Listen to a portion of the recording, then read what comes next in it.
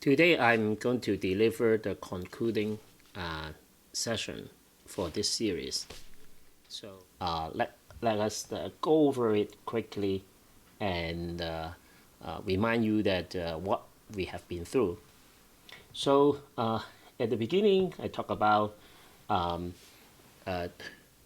we have the physical world, but we also have the spiritual world. The spiritual world you can't see, but you can deduce it through our physical. So we're using eye and the heart to represent two different worlds. The world that we can see is using our eye, but human also have spirit, which is we can see the invisible through our heart. So this is the device that we use to understand God. It was because of the sin that we no longer using our heart to see this world, but we only using our eye, essentially meaning to mind, that we have no notice to what God's work in this world really is. So God suddenly becomes the wind. And then when this happened, then the trouble comes because we tends to solving the problem with what we can see. But we didn't really address the problem in the spiritual side, which is in the heart. So now, because once our heart gets changed, the world change. And also the way that we see God, we'll see it in two different forms. You may choose to see God as a judge, but for those people who know that we are the children of God, then we will see God as our Father.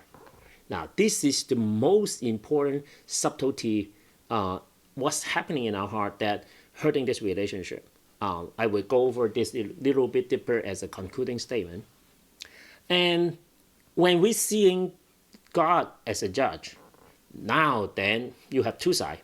Either you blame others or blame yourself. So Adam and Eve essentially pushed the responsibility to something else, not taking it personally.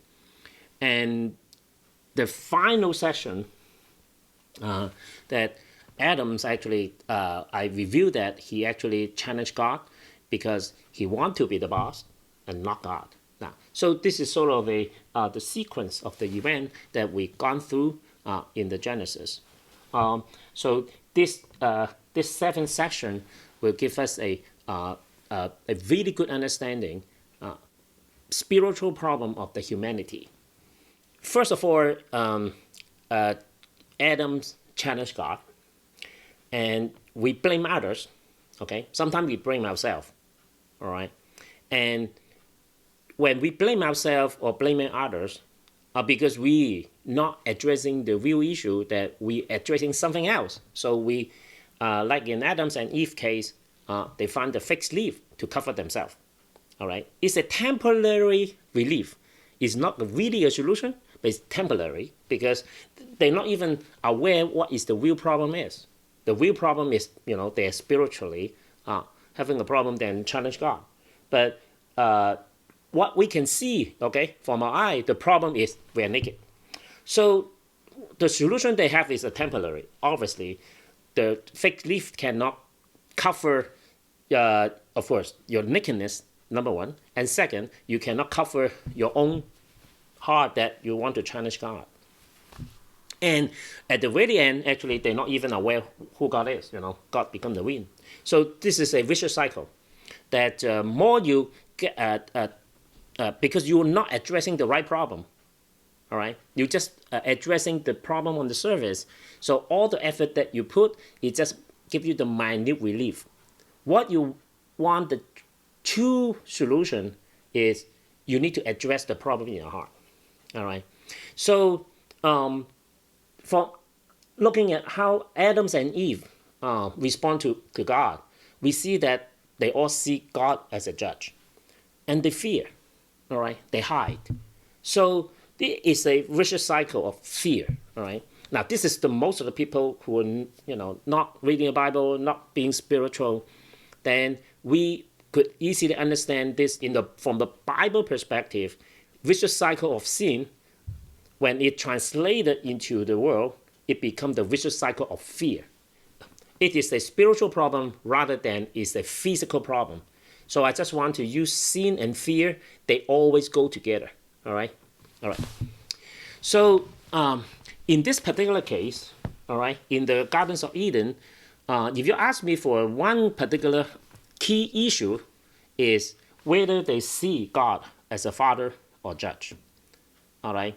And the rest of the other is supporting it, but this is the key one. Okay. I hope that we pay attention into how we see God. All right. If we see God as a father or we see God as a judge. And so happen in the Bible, now this time we go to the Gospel of John, chapter 4, verse 23. It is a pretty long story. I just picked out as a summary verse to summarize our discussion today. And this is the New Testament, all right? And Genesis is all the way, first book of Genesis, all right? This is talk about one woman, all right? This woman is a Samaritan woman, okay? Next time I'm going to explain even deeper into the life of this woman, all right? Because this being written in the Bible, being pitched many times. So this is worth a look at this. And now I'm using this story to concluding our series, the whole series, okay, of the problem and Eve. Let me tell you something about this Samaritan woman, all right? This woman had 7 husbands, all right? The Bible didn't say anything about who they are and where they are, why she will have 7 of them. Are they 7 of them are all alive, or they just dying one by one? And obviously, in the older culture of this type of village culture, that usually doesn't look good, all right? So she away from the village, okay? Because everyone need to go out to get the water from the well. So, but this woman, because she doesn't want to see other people, so she go out to take the water in the middle of the day, okay? Typically, the people would get the water in the morning, but not in the middle of the day, because in the Palestinian country, wow, it's really hot, all right? But she willing to take that burden to take the water in the middle of the day because she tried to avoid other people, all right? And this is the sort of the setting of the story. And so happened Jesus just sitting next to the well and then have a conversation with her, all right? This is what Jesus said to her. Yet a time is coming and has now come when the true worshippers will worship the Father in the Spirit and in truth, for they are the kind of the worshippers the Father seeks. Here, we quickly see that this is exactly what's the problem of this woman, okay? Because when she started to talk to Jesus, she didn't tell the truth, okay? She only tell about the problem, she come in to get the water in the middle of the day. Does it sound familiar? Right? It's like a fixed leaf in the Adams and Eve case. All right? So the fixed leaf for this woman is to get the water in the middle of the day. Now, story is repeating because she didn't really tell the truth. All right? Now, she didn't tell the truth. At the same time, if you want to worship, you need to worship in the Spirit. Meaning is that you need to worship God with your heart. It's not with your mouth. It's not in your mind. Okay? It's in your spirit. And when Jesus mentioned about the God, he mentioned it as a father. So happen that this is a very typical pattern of how Adam and Eve are seeing God. Now it's reflected in the Samaritan woman. Is it coincidence? No, this is the human nature. Absolutely the human nature. So in your life, think about it. What is your fixed leaf? All right?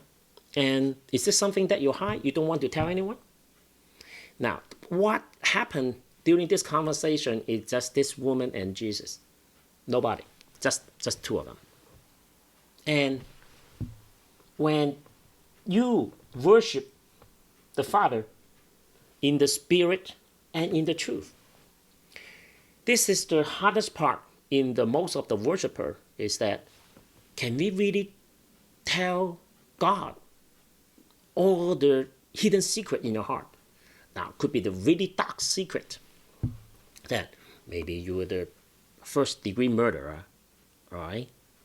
Of course, in this case, you can have a hard time to tell everybody about you are the murderer. But God is the Spirit. Can you tell God that you commit such a hideous crime? If you see God as a judge, no way. I'm not good. I can't tell anyone that I did this. But if you see God is really a loving Father, He really cares about you. He wants to help you, okay, in such a loss that I don't know why you making such a movement that you kill someone else. But open your heart. Tell the Father who created you. And what happened is, looking at this woman, in the next part of the verse, is telling you that the woman suddenly, after she seems to suddenly realize something, aware of something, and she starts to go back to the villager, those people she'd been avoiding for ages, and tell anyone that she has 7 husbands. She haven't shared many things that she hid for years. Wow. What a powerful message. What happened here? What changed her? Her life completely changed. Completely. Obviously, the woman started to realize that, oh, the God that we worship is our Father. Our loving Father. I'm pretty sure that this woman has opened up her heart in front of God. Just between you and God. Nobody else. No one knows actually confessing some hideous crime in the world. Nobody. Just you and God. If you have the courage and also understand that our God is the Father, not the judge. He's come to help you. He's even, okay, in the other part of the Bible saying that He's even want to sacrifice His one and only Son for our salvation. Can you imagine how much she in love with us? Don't worry. All right.